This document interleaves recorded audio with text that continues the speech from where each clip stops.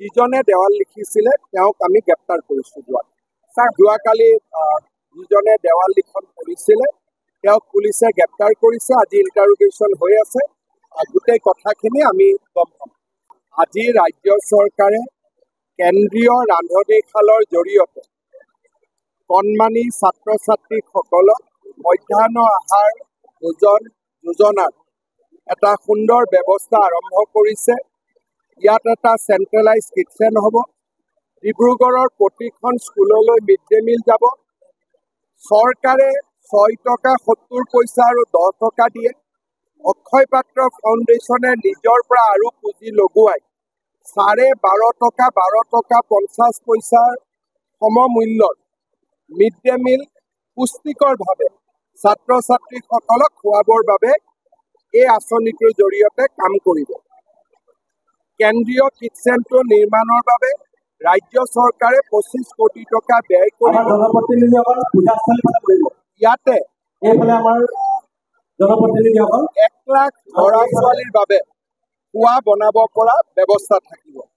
এই আঁচনিটোৰ কাৰণে কোনো মিড ডে মিলৰ ৰান্ধনীৰ চাকৰি নাযায় আৰু তেওঁলোকে ৰন্ধাৰ পৰিৱৰ্তে স্কুলত বিলোৱাৰ ব্যৱস্থা কৰিব। গতিকে ইয়াত কাৰো চাকৰি যোৱাৰো প্ৰশ্ন নাই। সুন্দৰভাৱে এটা উইন উইন চিটুৱেশ্যন সকলোৰে বাবে হ'ব।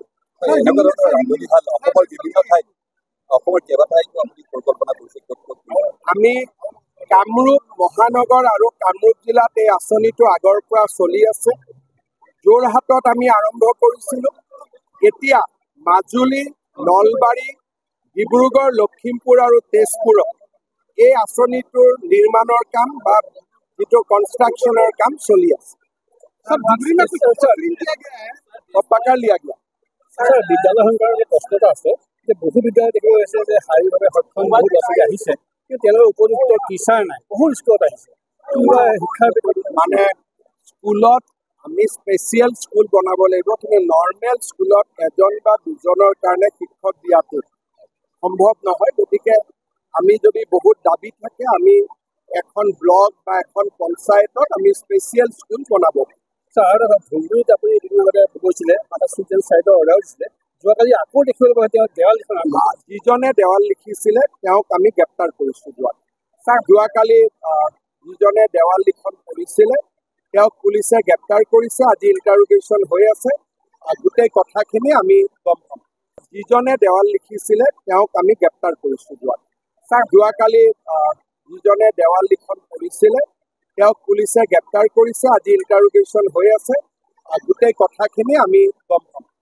আজি ৰাজ্য চৰকাৰে কেন্দ্ৰীয় ৰান্ধনীশালৰ জৰিয়তে কণমানি ছাত্ৰ ছাত্ৰীসকলক মধ্যাহ্ন আহাৰ ভোজন যোজনাৰ এটা সুন্দৰ ব্যৱস্থা আৰম্ভ কৰিছে।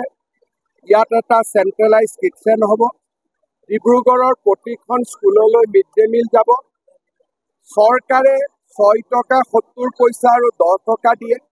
অক্ষয় পাত্ৰ ফাউণ্ডেশ্যনে নিজৰ পৰা আৰু পুঁজি লগোৱাই 12.5 টকা 12 টকা 50 পইচাৰ সমমূল্যৰ মিড ডে মিল পুষ্টিকৰভাৱে ছাত্ৰ ছাত্ৰীসকলক খুৱাবৰ বাবে এই আঁচনিটোৰ জৰিয়তে কাম কৰিব। কেন্দ্ৰীয় কিটচেনটো নিৰ্মাণৰ বাবে ৰাজ্য চৰকাৰে 25 কোটি টকা ব্যয় কৰিব। ইয়াতে 1 লাখ ল'ৰা ছোৱালীৰ বাবে খোৱা বনাব পৰা ব্যৱস্থা থাকিব। এই আঁচনিটোৰ কাৰণে কোনো মিড ডে মিলৰ ৰান্ধনীৰ চাকৰি নাযায় আৰু তেওঁলোকে ৰন্ধাৰ পৰিৱৰ্তে স্কুলত বিলোৱাৰ ব্যৱস্থা কৰিব। গতিকে ইয়াত কাৰো চাকৰি যোৱাৰো প্ৰশ্ন নাই। সুন্দৰভাৱে এটা উইন উইন চিটুৱেশ্যন সকলোৰে বাবে হ'ব।